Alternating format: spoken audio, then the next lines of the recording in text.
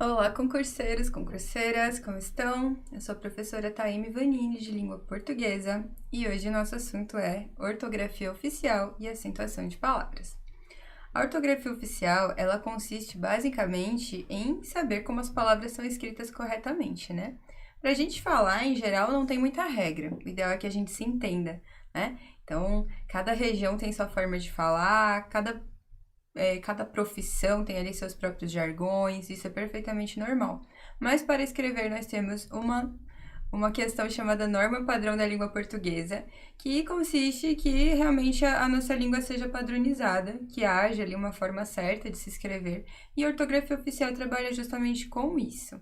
Então vamos começar sem mais delongas, né? Espero que vocês tenham uma boa aula. E se acaso surgir alguma dúvida, algo que não tenha ficado tão claro, por favor, mandem nos comentários, que eu vou responder o mais rápido possível esses questionamentos que podem surgir, certo? Então, ótima aula para vocês. Então, a ortografia oficial de uma língua é o conjunto de regras e padrões que definem a forma correta de escrita das palavras, o emprego das letras. Sabe quando você fica ali na dúvida se uma palavra, por exemplo, é escrita com S, com Z? Assim vai, né? Assim como o uso correto dos sinais de acentuação e o uso do acento indicativo de crase e dos demais sinais de pontuação. Então, assim, a acentuação e o emprego das letras a gente vai trabalhar nessa aula. Mas o acento indicativo de crase e sinais de pontuação vocês encontram na trilha do concurso para o qual vocês estão se preparando, certo? No estudo para concursos públicos inclui-se, além desses itens, a diferenciação entre palavras homônimas e parônimas. Voltar aqui um pouquinho para mim rapidinho, disse que ia demorar um pouco, mas estou aqui de volta. Gente, então assim, nesse caso do emprego das letras, vocês vão ver que, claro, eu vou dar algumas dicas para vocês de que tipo de palavras são escritas com determinadas letras, essas que causam algumas confusões, como o J e o G, como o X e o CH, né? Mas, em geral, esse conteúdo do emprego das letras, ele depende muito do seu vocabulário, né? Do quanto você retém de palavras, do quanto você escreve, naturalmente, do quanto você lê, né? Eu sempre falo para os meus alunos concurseiros que a leitura que vocês fazem no dia a dia vai ser essencial para como vocês vão se sair na prova de língua portuguesa. Porque além de você, por meio da leitura, você conseguir criar um vocabulário mais amplo, você também vai ter uma facilidade maior de interpretação textual. E como vocês sabem, a interpretação ela é o carro-chefe de qualquer prova, é ela que está sempre à frente, né? Eu não digo só interpretação textual de você ler um texto e tentar responder as perguntas associadas a ele. Eu digo interpretação de você realmente conseguir entender uma questão, seja de português, seja de qualquer outra disciplina. Então, a interpretação ela é fundamental para se sair bem, né, em qualquer concurso, e isso com certeza é conseguido por meio da leitura. Então, quanto mais eu leio, melhor eu interpreto, mais palavras eu tenho, né? Então, assim, esse assunto do emprego das letras, claro que ele não vai ser um assunto que vai explorar todas as possibilidades, né? Eu vou passar para vocês as dicas, mas o restante fica aí com vocês, né? Com as suas leituras, com as suas vivências. Quanto à acentuação, não. A acentuação a gente já tem várias regras, né, que permeiam a acentuação. Então, por isso a gente vai ter um conteúdo um pouquinho mais longo, né, mais elaborado. E essa questão das palavras homônimas e parônimas, vocês vão gostar dessa parte. Então, eu vou mostrar para vocês a diferença entre os porquês, entre algumas palavras que são parecidas, sabe? Que geram muitas dúvidas quando a gente vai escrever. Ok, gente? É isso. Agora sim, tá daqui a pouco. Vamos lá virar aqui para os slides. Ok, vamos passar aqui adiante. Então, temos aqui algumas regras associadas ao emprego das letras, como é o caso do C. Então, o C, em geral, a dúvida que ele pode causar é em relação ao C cedilha, né? Porque os dois, em alguns momentos, os dois vão ter o mesmo som. Então, a gente vai usar o C sem o cedilha em vocábulos de origem indígena, africana ou árabe, como é o caso de cipó e cacique. É difícil, assim, talvez a gente saber o que é uma palavra de origem indígena, africana ou árabe, né? Mas que nem nas indígenas ali a gente já tem uma noção melhor. Então, tá vendo ali, por exemplo, cacique, né? O cacique, que é uma palavra indígena, ele não tem C cedilha ali no meio, ele é com C.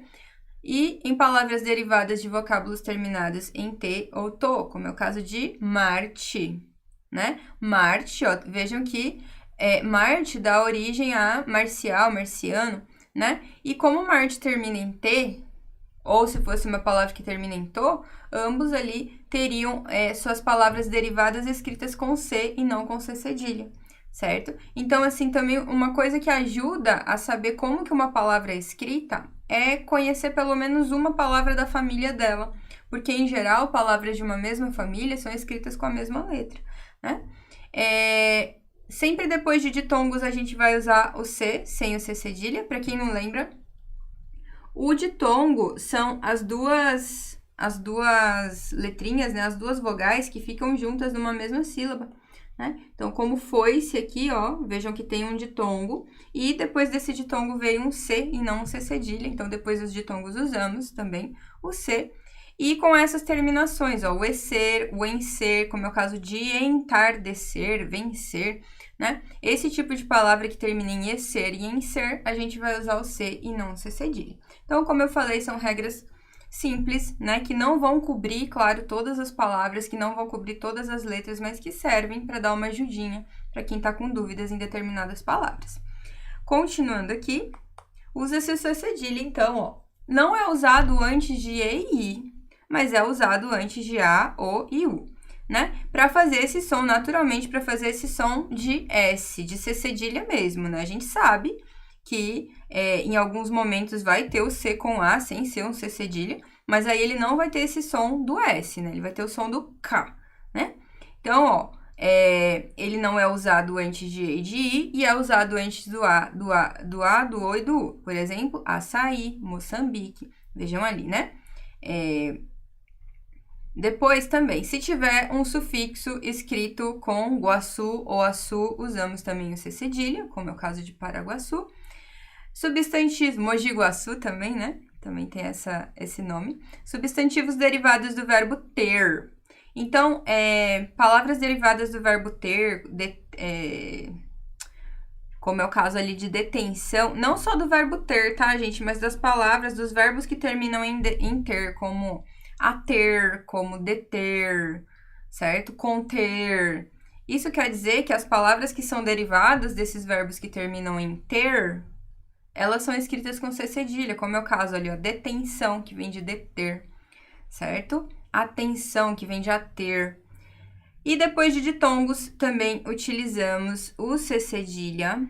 Mas, claro, gente, esse C cedilha, a gente viu ali, né, que depois de ditongos a gente usa o C sem o cedilha, mas vejam, ó, que esse C aqui usado depois do ditongo, ele é com o E, né? Como é colocado aqui na primeira regra, né? Ele não é usado antes do E e do I. Antes do E e do I, a gente usa o C normal.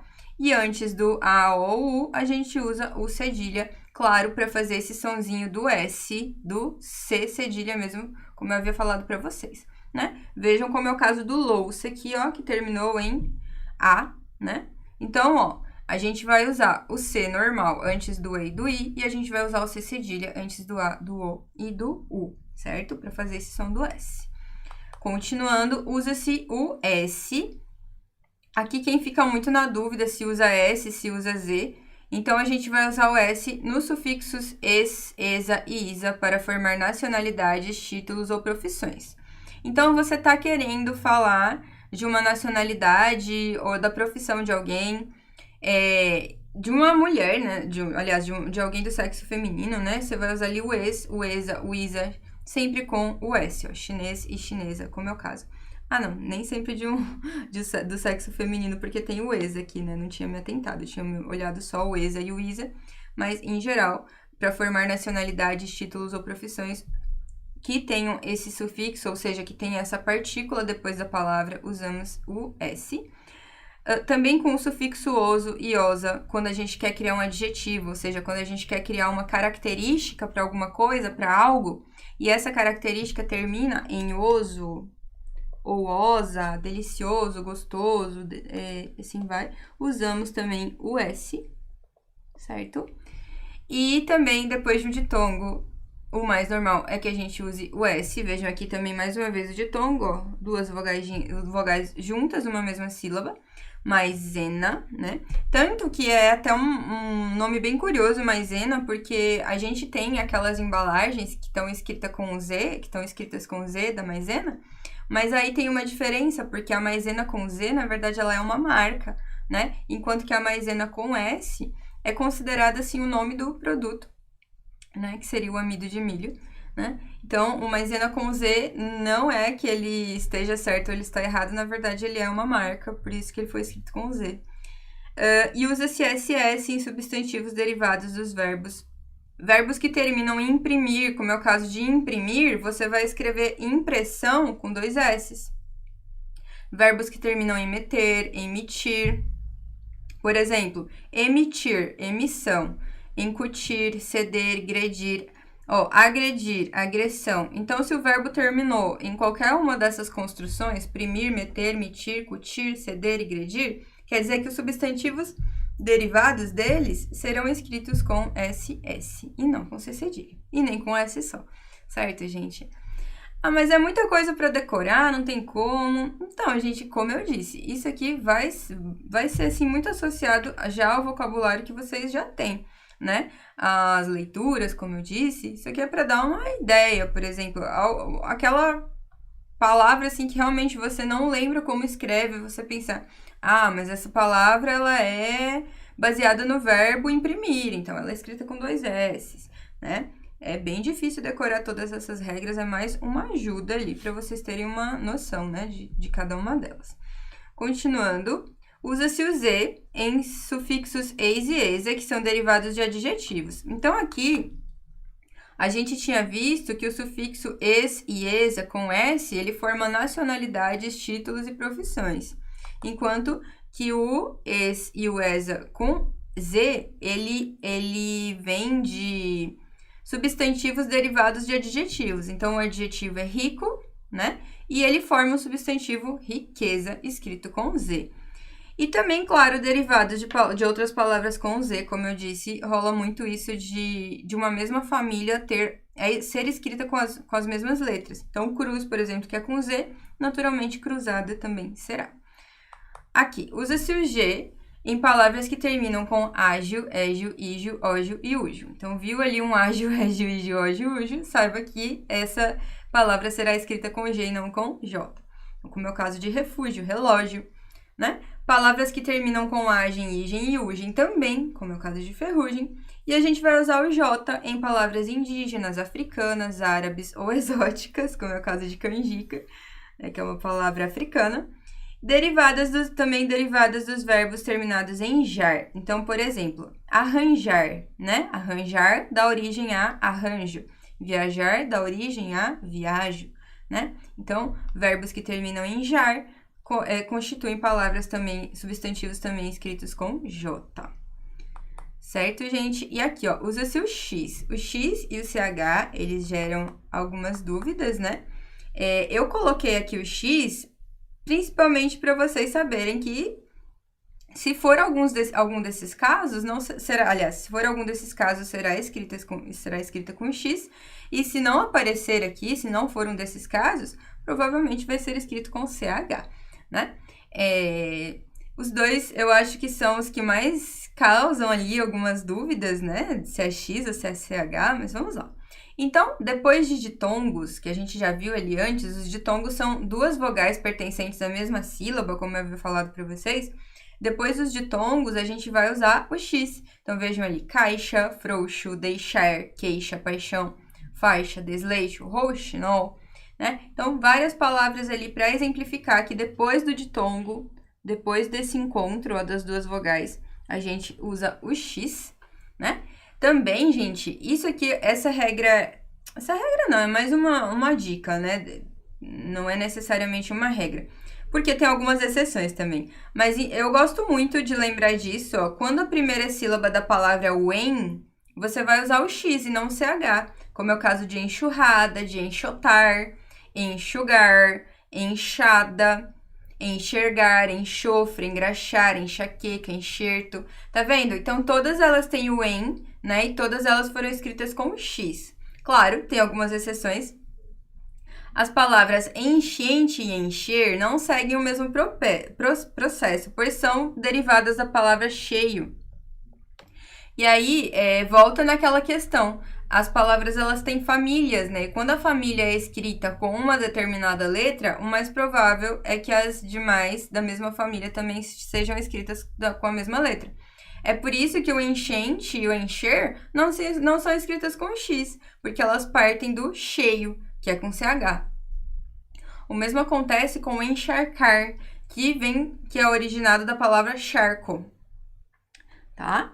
Então, o encher, o enchente, o encharcar, todas elas se explicam com o CH porque elas são palavras derivadas de outras palavras com CH. Também tem a palavra enchapelar, que é derivada de chapéu, e enchiqueirar, que vem de chiqueiro. Não são palavras tão comuns também, né? Mas enfim, vocês estão sabendo agora que enchapelar e enchiqueirar vem de palavras com CH e, portanto, também são escritas com a mesma letra. E palavras de origem indígena ou africana, palavras inglesas aportuguesadas. Então, assim, uma palavra inglesa que vem para o nosso idioma, normalmente ela era escrita com SH e ela vem para o nosso idioma com o X, como é o caso do shampoo, né? Tá aqui o shampoo, ó. Mas também palavras que são africanas, de origem indígena, como chavante, xingar, xará, xangai, né? Também são escritas com X, e palavras aportuguesadas. E depois da sílaba me também, o mais comum é que venha o X, como é o caso de mexilhão, mexer, mexerica, mexerico, mexicano, remexer, tá? Com exceção a mecha de cabelo. Então, essas são as nossas palavras aqui, as nossas dicas em relação ao uso das letras, certo? Na sequência aqui, pessoal, vamos ver a diferença entre algumas palavras que criam ali alguns tipos de confusões, né? Como é o caso do mas e do mais, do onde e do aonde, do mal com uma com L, do a e do a. Vamos iniciar, então, vamos começar aqui pelo mas e o mais, que muita gente confunde. Para muita gente, isso aqui é muito simplório, né? Tipo, eu já sei fazer isso, aprendi a fazer isso lá no ensino fundamental. Mas muita gente que não migrou muito assim pro lado do português e tal, acabou esquecendo, talvez, ou às vezes até confunde. Mas vamos lá. O mas, com S, ele é sinônimo de porém. Ele é como se fosse um tipo de contrariedade, de adversidade. Como se eu falasse assim, por exemplo, né? Eu dormi cedo. Ó, coloquei uma informação, mas acordei cansado. Quem nunca, né? Então, ó, percebam ali que o mas tem esse sentido de oposição, né? E ele pode ser trocado pelo porém, né? Pelo porém, que também é uma palavra que indica oposição, que indica contrário. Diferente do mais, deixa eu puxar aqui uma setinha para ele. O mais, ele já tem um sentido de adição. E ele tem também um sentido, no nosso estudo da língua portuguesa, de intensidade. Ele é um advérbio, ele pode ser um advérbio de intensidade, sabe? Quando você fala assim, por exemplo, ó, o adição, por exemplo, ele vai comer mais um pedaço de pão, certo? Tipo assim, eu vou querer mais um copo de suco, isso é adição. Intensidade, ó, por exemplo, ó, ele é mais alto. Deixa eu colocar outra frase aqui rapidinho. Ele é o mais alto da turma. Ó, aqui, ó, não é um sentido de adição, é um sentido de intensidade. Tá intensificando aqui a palavra alto, que é um adjetivo. Então, o mas, ele é o sinônimo do porém, ele dá uma ideia de adversidade, enquanto que o mais, com o i, ele é a adição ele adiciona e ele também intensifica as palavras. Adição, como eu falei, eu gostaria de mais um copo de suco. Ou 2 mais 2 são 4. Adição. Intensidade, você intensifica uma palavra por meio dessa mesma palavra, desse mesmo mais. O mal com L e mal com U, aqui tem uma questão bem facinha para lembrar quem é quem. Lembrem-se de que o mal com U, ele faz oposição ao bom. Deixa eu colocar aqui. Ele faz oposição ao bom e o mal com L faz oposição ao bem, certo? Então, por exemplo, eu falo lobo mal com U ou com L? Se eu fosse falar que o lobo é gente boa, eu falaria o quê? Lobo bom, né? Então, lobo bom, logo lobo mal. E aí, se eu falasse assim, ó, ela passou mal. Seria mal com L ou mal com U? Eu falaria ela passou bem, né? E não ela passou bom. Então, logo, ela passou mal com L. Certo, gente? Então, essa dica aqui do bem e do bom, elas são as que mais ajudam. Mas, para quem quiser entender um pouquinho melhor, lembre-se de que o mal com U, ele é um adjetivo, ou seja, ele caracteriza, enquanto que o mal com L é um advérbio, ou seja, ele diz como que algo foi feito, como que algo está sendo feito. Tipo, ele dirige mal. Dirige mal é a forma como ele dirige, certo? Então, mal com o adjetivo, mal com L, advérbio. O onde e o aonde, rapidinho aqui. O onde, essas duas palavras também, elas me informam, elas me informam algumas possíveis trocas aqui para facilitar quem é quem. O onde eu posso trocar pelo em que lugar e o aonde eu posso trocar pelo a que lugar. Mas elas têm mais algumas informações que a gente pode lembrar, ó. O onde, ele fala de um lugar fixo, enquanto que o aonde fala de movimento, certo?